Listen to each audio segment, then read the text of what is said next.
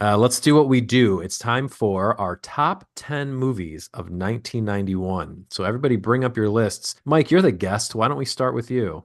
Oh, this was so hard. So I'm going to preface this by saying that I was 10 years old in 1991. This was my time of like coming up and really starting to understand films. And so I probably had 30 to 35 movies that I loved during this time period. And so there's like a lot that got eliminated, like Cape Fear and Point Break and Backdraft and like all these like really, really strong movies. My Girl. I really like Cadence. I also like Doc Hollywood. I'm gonna give a shout out to Michael J. Fox trying to be a romantic lead for a second before I we go love into my Doc actual top Hollywood. list. Yeah, 100% with you there. Great movie.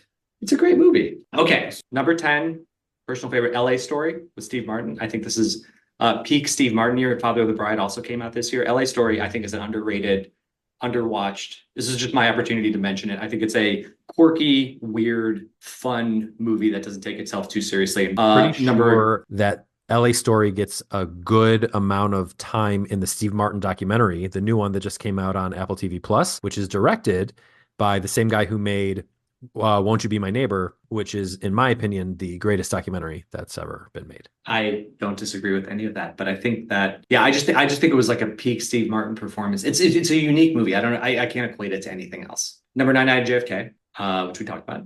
Number eight, I had Thelma and Louise. I just thought was again kind of a one-on-one movie up for that time period. These strong female leads, just like rocking it. It was like Brad Pitt in an iconic performance. It was like definitely breaking the genre of the Sissy Spacek character from JFK. These two women like taking ownership, but they talked about sexual violence towards women in a really strong way. And I just thought it was like a profound movie that time. And it really kind of, I give a bonus point for any movie that has an iconic scene.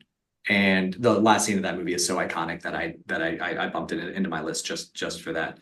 Boys in the Hood was, for me personally, it messed me up as a kid because like I was in suburban Columbus, Ohio at the time and didn't know that Compton existed, and it was like a real eye-opening experience for me into that world that I didn't know was a thing. And so I thought if movies can do anything like exposing you to things you're not comfortable with or aware of is what they're there for. So I had to make the list for that. Barton Fink comes in as number six for me. I think that Barton Fink is an underrated Coen's Brothers movie. I think it's really well done. And maybe I put it in here because I wanted to hear you guys talk about how John Turturro is not Jewish again, because I think that It's a sore spot for me. It just came up with my wife and I the other day too, so it still comes up in my house. So then we are at number five. I had Only Yesterday, which I'm again incredibly grateful for. I totally not biased for have the two movies we selected in the top 10 here. I do that's a genuine feeling. And then I get into four movies that are in my all-time favorite movies ever. Number four is What About Bob, which I Ooh, good think one. a stellar comedy. Richard Dreyfuss is the funniest human being to me in the world in What About Bob, because so many comedies in that genre just have the main characters do dumb things for comedic purpose, and that whole movie is people making rational choices with comedic outcomes that are just like everyone's doing their best. And I think everybody gives an amazing performance. The movie's tight. There's like eight total characters in the movie. Five-star comedy for me. It's way up there. What number was that for you? Four. All right, so baby steps to your number three. Defending Your Life. Again, like a one-on-one movie. Albert Brooks kills it. Meryl Streep is Meryl Streep. The funniest movie, and I've watched it probably 100 times, and I'll keep doing it because I think it's a phenomenal comedy. And number two, I'd Silence of the Lambs. I think that is, I mean, it's Silence of the Lambs. I don't think I have to say anymore. I don't think there's more words that need to be said.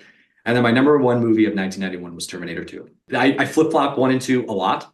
I was going back and forth, but I think films in genres, and I think that in the genre of 90s action movie, Terminator 2 is perfect. And I really do mean perfect. Like I think that it was again the first year that I was aware of film hype, and there was hype around this movie. It delivered. It has amazing stuff. It has not amazing. It had groundbreaking special effects and visual effects in it. Like that, the liquid cop character is just stunning. I think they flipped the script of bad Terminator becomes good Terminator. I think the movie just delivers at every level. The story is tight. The Sarah Connor character switching what she is from the first film to the second, like in a world of Gremlins 2, so many brave choices in the sequel, and they just absolutely delivered it. And so I think I gave bonus points for being, I think dramas get too much of a bump up in these in lists like this. And so I was like, no, as an action movie, Terminator 2 is just perfect. It's incredible to me that you cited Gremlins 2 as a brave choices for the sequel and not just like, oh, No, out no, of the no. mind choices for the sequel. In a world where you just like lots of sequels in that time period, we just like throw whatever at the wall. People will go see it. It's fine. It's don't work too hard on it. Like I think Joe Dante knew exactly what he was doing with Gremlins 2, and I love it, but it's a different vibe than yeah. what Cameron was doing with Terminator 2. So the movies that I did not comment on were largely ones that I also have on my list, but I'm going to throw out a couple honorable mentions also. Beauty and the Beast, it was nominated as first animated movie to be nominated for Best Picture, I believe. Yep. So that's quite an accomplishment. I think it's not a top 10 Disney movie, nor is it a top 10 1991 movie, but it's very good. I'm a big fan of Steven Spielberg's Hook. I know a lot of people don't like it so much, but that hit me at the exact right time. Robin Williams is just so funny in it, and I'm a giant mark for Dustin Hoffman. Bill and Ted's Bogus Journey, which I think I might like better than Bill and Ted's Excellent Adventure. It has the great, okay, Jake disagrees, but it has the great Seventh Seal parody, will get me every time. They also did that in Last Action Hero. And then this is not an honorable mention. It's just a movie that came out the same year that I want to talk about for a second. Have either of you seen Fried Green Tomatoes? Long time ago. Yeah. I have not. Unhinged. It seems like it's going to be like a cutesy period piece about what Jessica Tandy was like as a kid. And then it turns out there's cannibals in it. When it was over, I was like, well, Annie, what did you make me watch? This is not good. There are cannibals in Fried Green Tomatoes? There are. In my head, I was like, it's Bridges of Madison County. I'm fine. Yeah, it is Bridges of Madison County until it's not. Kathy Bates is good in it, though. But when is that not true? Whoa, back off the ledge, buddy. She's providing a framing device that the movie doesn't need or deserve, but she's there. Okay, number 10, New Jack City. So this is Wesley Snipes, Ice-T. Most people know this because it's the movie that Ice-T is in. It's awesome. Mario Van Peebles directed it. Seemed like he might have been a big director. That turned out to not be the case. It is the most 90s movie you'll ever see. It's got like the big phones, the floppy disks, the ponytails. It's awesome. Number 9 is Little Man Tate. Speaking of movies directed by actors, Jodie Foster directed and starred in this, about her son who's a genius. This movie was renewed in my memory because of the Jake Johnson animated show Hoops, which I recommend everyone watch as soon as you can. It's so funny.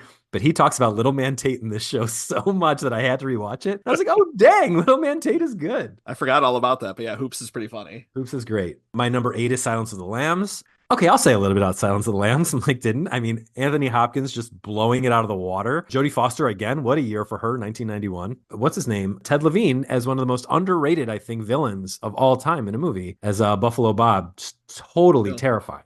Buffalo Bill. Yeah. See how underrated he is? Yeah, I do. Yeah, you're not even getting his name right. Number 7 is The Addams Family. Barry Sonnenfeld directed, starring Raul Julia, Angelica Houston. It's a big launching off point for Christina Ricci. Christopher Lloyd is here as Uncle Fester. Jake's favorite, Danny Hedaya, is in here as one of the villains. You know, what's not to like? Perfect casting of a movie. Yeah, Elizabeth Wilson, the other villain. Yeah, they nailed it. It's most people our age's introduction to the Addams Family. It's just perfect. It's so funny. It does Tim Burton better than Tim Burton. It's just like kind of a perfect little comedy and one of the, if not the best adaptation of a classic sitcom into film that there's been. Mike, you left out Point Break. I don't leave out Point Break. Point Break is my number 6. Catherine Bigelow has 0 misses. This movie freaking rules. One of the better heist movies you'll find. Patrick Swayze at his best. Keanu Reeves, pretty good. Oh, Jake's never seen it. That's crazy. It's a weird. I can't believe it. Yeah, I know. Wait, really?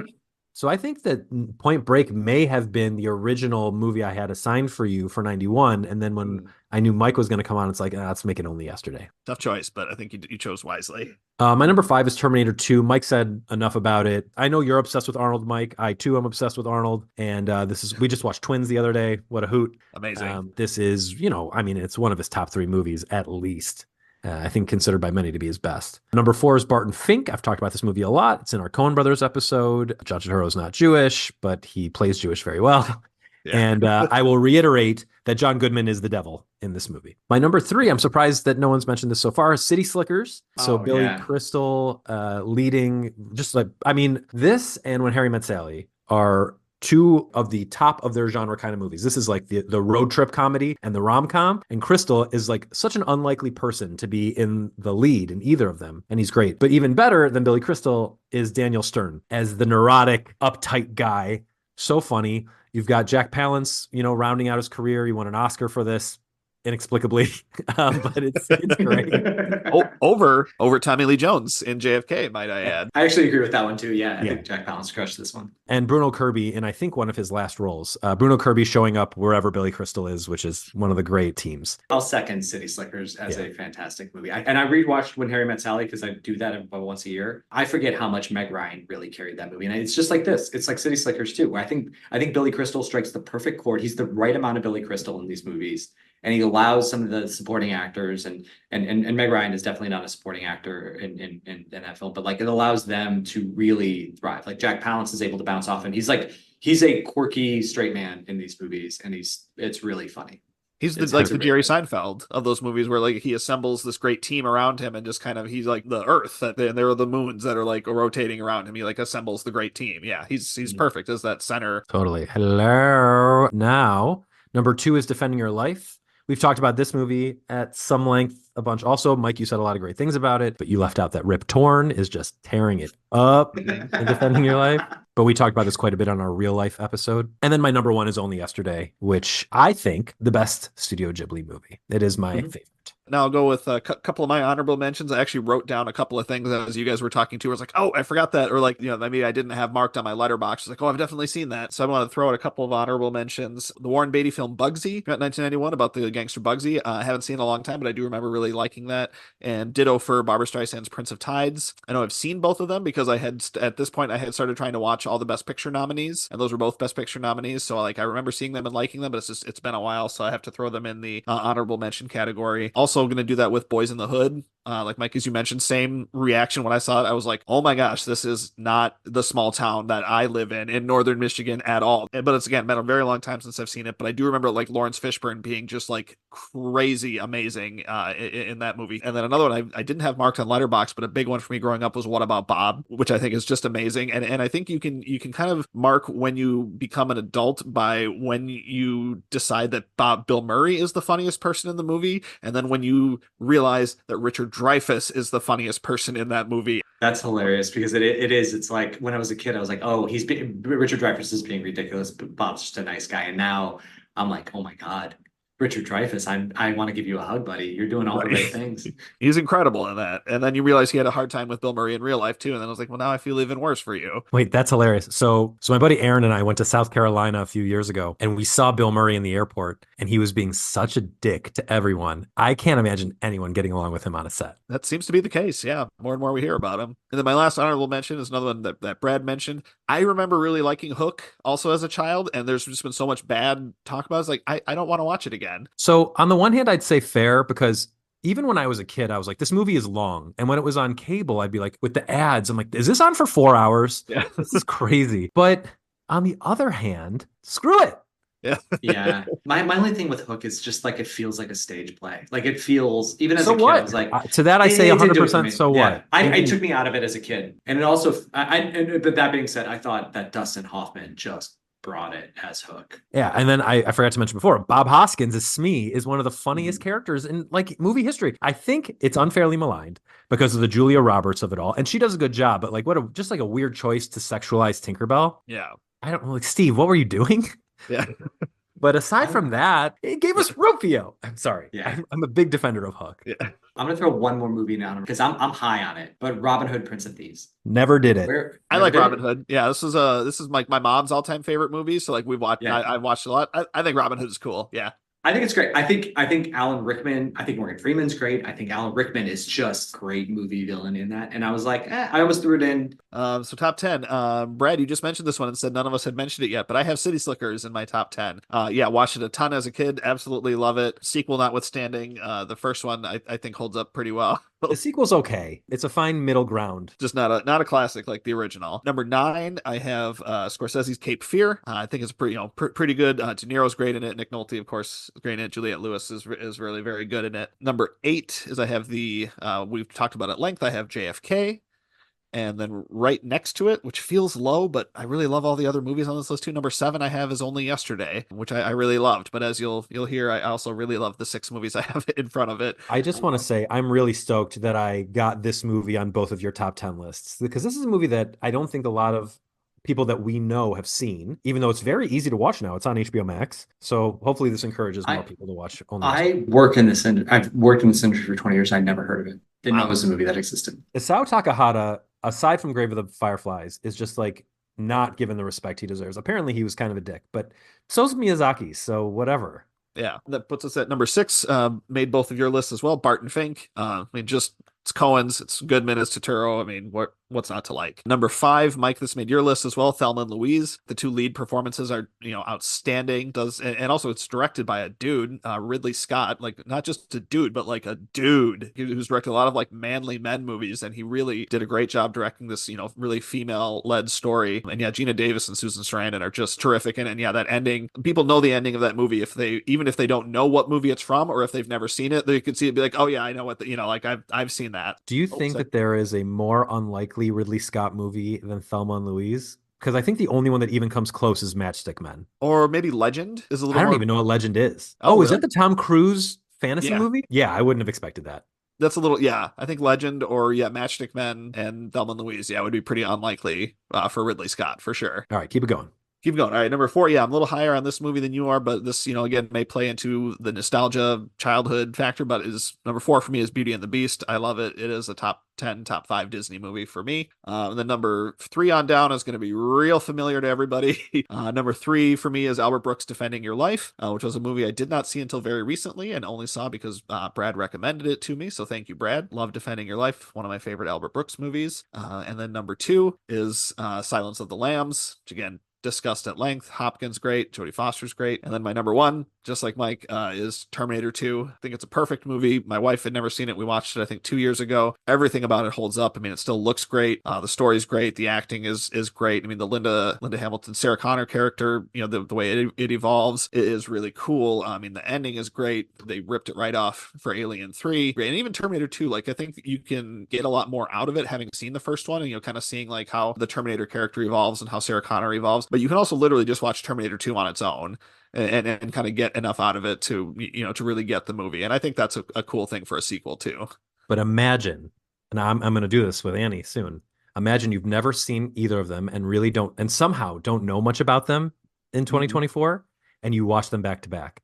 How crazy is that babyface turn going to be for you? They didn't even let audiences in 1991 have that. They put it in the trailer that Arnold was the good guy now because of all the Arnold of it all, like the sweeping the world. Imagine it's now. You can avoid it somehow. And I'm so stoked to do this. That's going to be fun. It always drives me nuts when there's those missed opportunities. I do it now more than I ever did before, which is just going to movies completely blind. I've done it recently with a few films. I did it with Only Yesterday, and it was the right choice. Working on these movies, you realize how much of the trailer is taking out of your hands. It's like another company just does trailers and they just tell you what they want. And like you as the filmmaker don't have much control over what the audience sees before the film comes in, which is a big bummer. That's insane to me. And that's the main reason I have given up watching trailers entirely, unless like I'm in the theater and I have to. But like when those trailers drop online or whatever, it's like, oh, check out the trailer for whatever. Like, absolutely not. Like I am savvy enough movie watcher where I can tell like what I want to see and what I don't want to see. And like I don't need a trailer to inform that decision for me. And I don't want to watch because I don't want to know. Like there's certain things that are put in trailers, like I don't want to know this about a movie. I'd rather, like I said, go in blind, go in fresh, and just let it all happen in front of me. Yeah, I think the biggest perpetrator of this was Thor Ragnarok in recent years, just spoiling that the Hulk was in it, which would have been such a cool reveal. How awesome would that have been? Yeah. Like, I mean, like when we went to Star Wars, The Force Awakens, like, I don't remember what the trailers were for that, but like, did they show the Millennium Falcon in the trailer? 100%. Right. Like that sucks. I mean, you could probably assume that it was going to be in the movie, but still, like, how much cooler would it have been if you just saw it in the movie for the first time rather than, oh yeah, I saw it 20 times in the trailer. The business of the movies makes the movies very hard to enjoy.